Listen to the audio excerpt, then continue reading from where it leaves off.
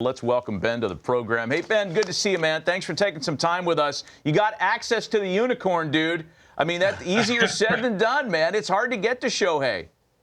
No, it really is. I appreciate you having me on. It really is. And it's really special for me because it was something that he and his people wanted to have me do, which made it all the more special. Obviously, I've covered him since I've been in this industry, and they wanted to allow me to do something that hasn't been done before. And as you can imagine, being able to do that, I'll hold that forever for sure. Yeah, so give me a little insight without chomping your own bit here. And again, it's streaming on Tubi and Fox Digital right now. But what kind of things did you learn about Shohei that surprised you? I mean, you've covered his career for a long time, as you mentioned. You're as familiar as anybody with the league. Where were you surprised?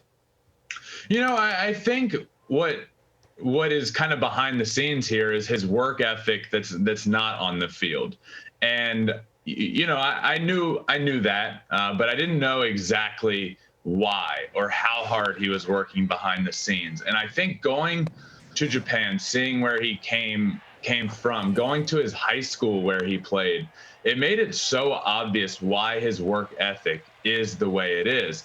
And not to say that we don't work hard over here. From travel ball, high school, college, I can't imagine working any harder, but it's different there. And the work ethic, both on the field and in the classroom, and to clean the field, it's all something that I have never seen before. And it totally makes sense why Shohei is the way he is, both on the field and off of it, which is something I wanted to ask him, was the work ethic that he needs to put in off the field. Because I was a two-way guy in college, just didn't throw 100 and didn't hit, 45 homers, but I tried my best at it. And it's very difficult. The process behind the scenes is what was so difficult for me. And that's what makes it so interesting to me, what he's doing. Obviously on the field, I heard you guys talking, he's probably the best player in baseball, but off the field, what is it that he's able to do this every single game, or to do this every single day? Pitching every fifth or sixth day is a full-time job. And now he's just hitting on the off day and when he is pitching. It's truly incredible. So to sit down, talk to him about his journey, the work ethic on and off the field, and where he came from, it was something, it was really special. Ben, do you appreciate him even more because you mentioned it? You've been on the bump. You've been in the batter's box. You know how difficult this thing is, and yet we see this dude doing things that no one has ever seen before. Does that put it even more special to you because you've been there, done that? I think that's why I appreciate him as much as I do.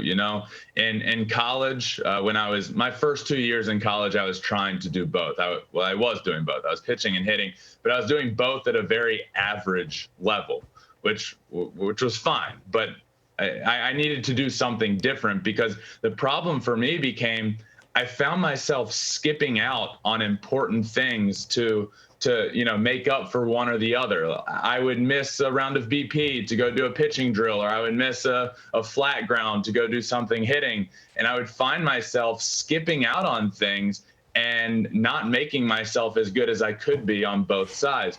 My junior year, when I decided to just become a hitter, it opened up a whole new world for me, and being able to concentrate on just that led to the year that I had getting drafted. And it was just like, aha, this is so much, it's a much better path to just pick one and go, and it makes your life so much easier. So when I was playing professional baseball in the Tigers organization, it felt like more and more I started hearing, hey, and then I have friends going to play in Japan. So I would hear from them saying, hey, you need to remember this name. This is what he's doing. This guy throws 103 and he absolutely rakes.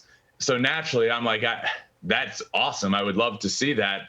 I just didn't know if he was doing it at the biggest level there. And I didn't think it was possible to do it at the highest level in Japan or at Major League Baseball. So that is why, because I tried it. I realized how hard it is. Now, like I said, I wasn't gifted with 100 miles an hour in my arm or the power that he has at the plate, but it was the work ethic behind the scenes. Not that I didn't think it was possible. It's just I didn't think that you could physically do both and be as good as he is. So yeah, before he was even over here in the big leagues, I was impressed by him. So I'm reading between lines here a little bit, Ben, in that your trip to Japan was in fact just to do the work on the Ohtani project and not to scout potential landing spots for your brother, who is a free agent. He will not be signing with the Shunichi Dragons. Is that what you're telling me? Well, I don't want to give away too much here, Matty V. You never know.